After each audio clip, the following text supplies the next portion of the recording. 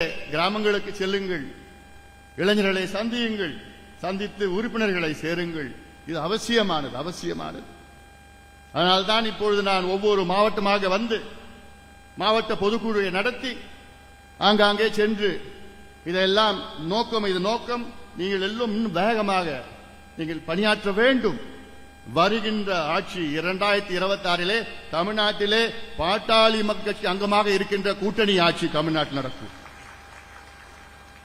ஏன்னா பாட்டாளி மக்கள் கட்சி இவங்க ஆட்சிக்கு வர்றதற்கோ அல்லது அவங்க ஆட்சி வர்றதற்கோ நம்ம கட்சியை தொடங்கல. நம்மளும் ஆளணும்.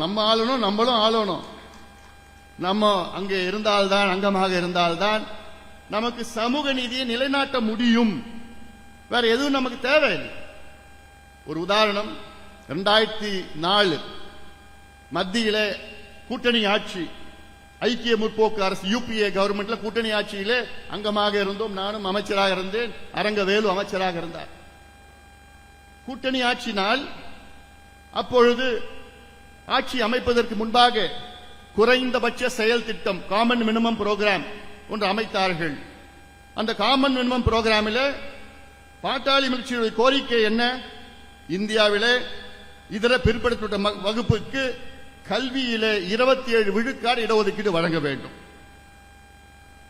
ஓபிசி, இந்தியாவில் உள்ள ஓபிசியில மத்திய அரசு கல்வி நிலையங்கள் 27 விழுக்காடு இடஒதுக்கீடு வழங்க வேண்டும் என்று நம்முடைய கோரிக்கை அந்த குறைந்தபட்ச செயல் திட்டத்திலே நாங்களுடைய யோசனையை வைத்தோம்.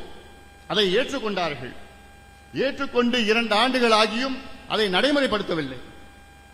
பிறகு அந்த கூட்டத்திலே மருத்துவர் ஐயா அவர்கள் கலந்து கொண்டு, நீங்கள் நடைமுறைப்படுத்தவில்லை என்றால் நாங்கள் இந்த கூட்டணி விட்டு வெளியேறுகிறோம் என்று ஐயா அவர்கள் சொல்லிய காரணத்தால் தான் பிறகு அன்று அந்த ஐக்கிய முற்போக்கு கூட்டணியின் தலைவர் சோனியா காந்தி அம்மையார் அவர்கள் ஐயாவை படுத்தி உடனடியாக நாங்கள் அறிவிக்கிறோம் என்று சொல்லி அன்று மாலை அறிவிக்கின்றார்கள். இதுதான் கூட்டணி ஆட்சி. இதுதான் தமிழ்நாட்டுக்கும் வேண்டும். காரணம், ஒவ்வொரு கட்சிக்கும் ஒரு கொள்கை இருக்கிறது. நம் கட்சியினுடைய கொள்கை சமூக நீதி. நாம் தமிழ்நாட்டிலே அங்கே கூட்டணி ஆட்சியிலே அங்கமாக இருந்தால் சமூக நீதி சார்ந்த அத்துணை பிரச்சனைகளுக்கு தீர்வு நம்மால் முடியும், நம்மால் வரும். அது நம்பிக்கை தமிழக மக்களுக்கு செல்ல வேண்டும். நிச்சயமாக செல்வோம்.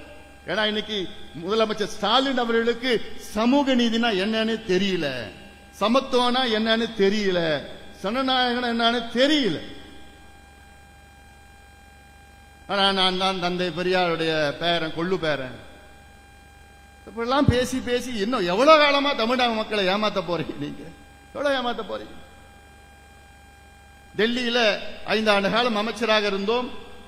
அப்பொழுது கூடுதலாக இன்னொன்று நாம் செய்தோம். என்ன? பட்டியலின மக்களுக்கு அகில இந்திய மருத்துவ கல்வியில இடஒதுக்கீடை வழங்கினோம். பாட்டாளி மக்கள் கட்சி 28 ஆண்டு கால கோரிக்கை, அதை நிறைவேற்றினோம். இதுதான் சமூக நீதி. அப்போ இன்னைக்கு தமிழ்நாட்டை ஆள்வதற்கு தகுதியான ஒரே கட்சி பாட்டாளி மக்கள் கட்சி மட்டும்தான். இது எங்க வேணா நான் சொல்லுவேன்.